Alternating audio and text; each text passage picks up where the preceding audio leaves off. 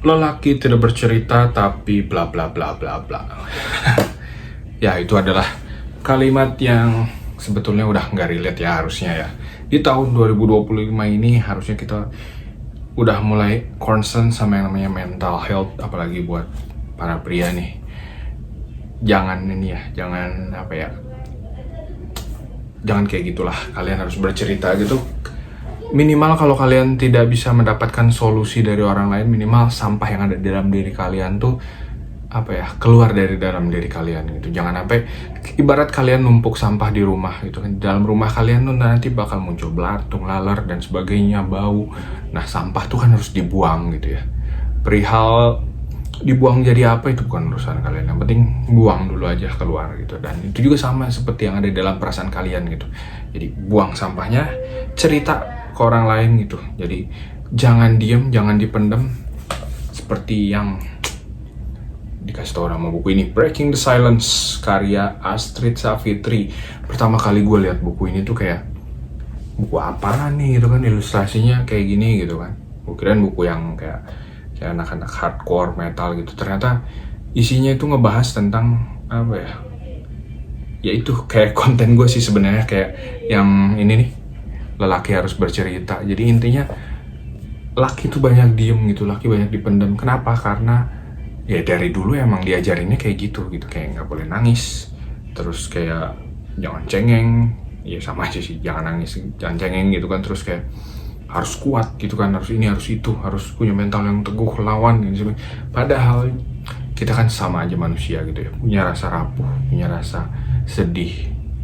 Nah, hal-hal yang udah terlanjur tertanam stigma-stigma yang dulu itu sampai sekarang tuh masih kena gitu, dan itu tuh memang harus di-cut gitu, jangan sampai berlanjut lagi sampai ke generasi selanjutnya. Dan buat kalian yang udah jadi orang tua tuh harusnya itu stop di kalian gitu. Jadi kalau kalian mau ngajarin anak kalian tuh yang laki-laki, nangis aja, ceritain kenapa kamu rapuh, ceritain gitu, ngomong, biasain ngobrol gitu kan, biasain ya cerita gitu. Karena kalau misalkan dia udah bisa cerita gitu, nanti segala permasalahan tuh pasti akan diceritain. Akhirnya kita cari solusi bareng-bareng gitu kan, gimana cara menghadapinya.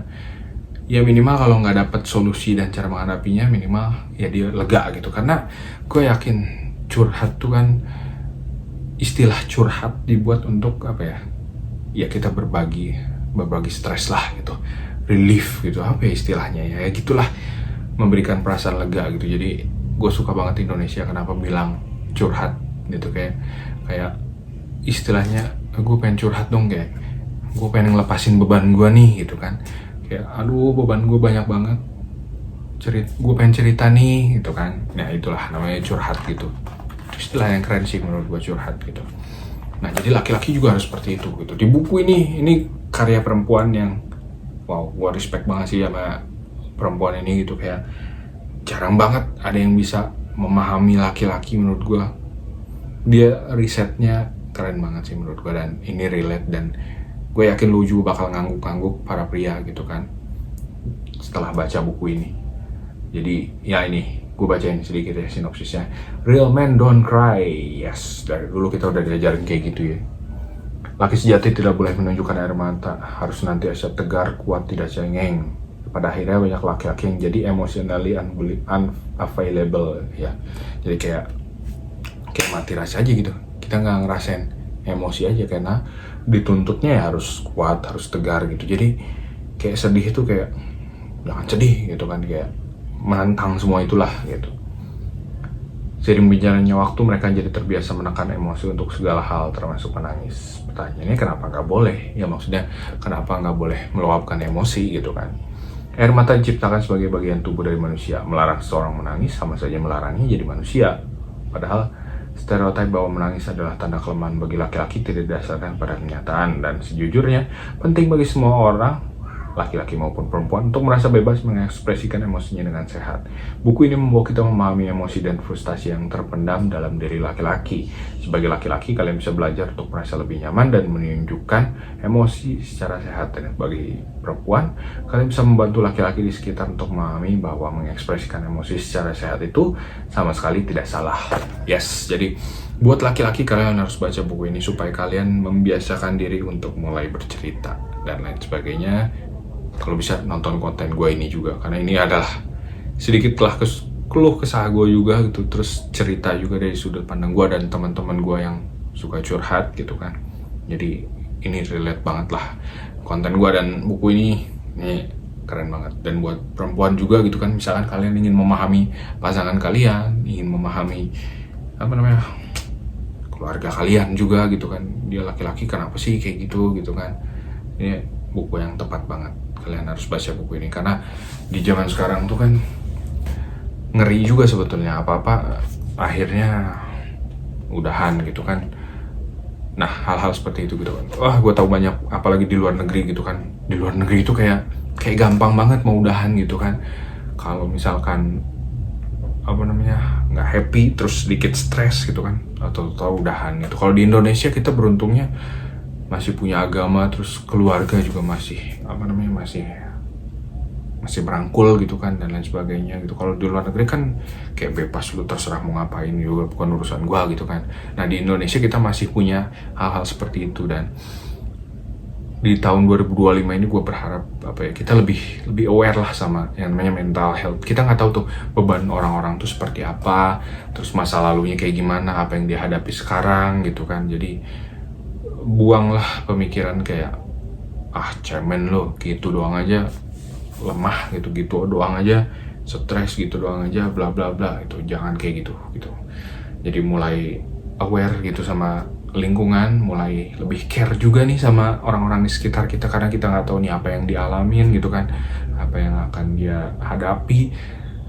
Kalau kalian nggak bisa care, minimal kalian jangan ngejudge gitu, karena mereka udah punya masalahnya sendiri. Ketika kalian tambahin dengan judgmental kalian gitu kan, itu bakal menambah beban mereka, dan akhirnya itu kayak kayak mengkonfirmasi kayaknya udahan gitu. Jangan sampai kayak gitu. Kalau kalian masih punya orang yang kalian sayangi, kalian harus care sama mereka gitu kan. Jadi harus lebih lebih care gitu. Minimal kalau kalian nggak bisa bantu banyak, dengerin aja ceritanya mereka gitu. Karena mereka juga pasti sih pengen didengar gitu. Pengen pengen ada orang yang ngertiin. Karena nggak semua curhat tuh butuh solusi gitu. Karena orang tuh curhat tuh cuma pengen didengar doang gitu. Jadi ya mudah-mudahan kalian bisa bisa paham lah maksudnya gitu ya. Jadi buku ini juga bisa membantu kalian supaya lebih care, terus lebih aware juga, lebih ngeh gitu. Oh iya, ternyata cowok tuh kayak gini karena bla bla bla. Oh iya, cowok ini harusnya bla bla bla gitu kan.